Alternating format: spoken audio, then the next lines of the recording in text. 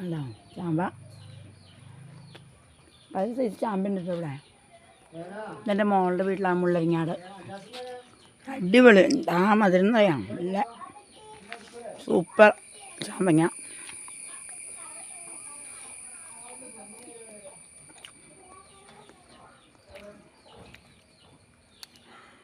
അങ്ങനെ പനിനീർ ചാമ്പയോ എന്താ അതിൻ്റെ പേര്. നല്ല സൂപ്പർ മധുരം, നല്ല അടിപൊളി.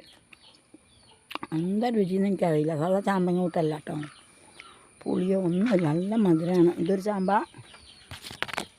പിന്നെ ഇത് റംബൂട്ടാനൊക്കെയായി വരുന്നേ ഉള്ളൂ. ഇതുണ്ട് ചാമ്പ. ഇത് വേറെ ഒരു തരം ചാമ്പ കേട്ടോ. ഇത് വലുതാവും. നമ്മുടെ പേരക്കയുടെയൊക്കെ എത്ര കേട്ടോ. കെട്ടിയിട്ടുണ്ടോ, വലുതാണ്. എന്നാൽ അതിൻ്റെ വലുതുണ്ട്. നമുക്ക് ഉണ്ടാവും. നമ്മൾ മേളുണ്ട് കെട്ടിയിട്ടേക്കാം. അതൊരു ചാമ്പ. ഇത് വേറെ തരം ചാമ്പ. ഇതുണ്ടായിരുന്നു, തീർന്നു. ഇത് നമ്മുടെ നാടൻ ചാമ്പ.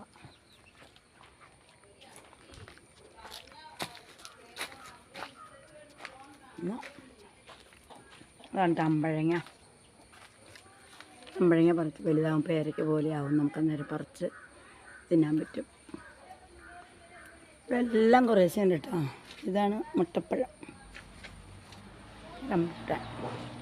ഇതൊരു പേര, എന്നാൽ റാഗി പേര. ഇത് വേറെ ഒരു തരം പേര. ഞങ്ങളുടെ നാട്ടിൽ ഇങ്ങനെയുള്ള പേരകളും ഒന്നുമില്ല കേട്ടോ.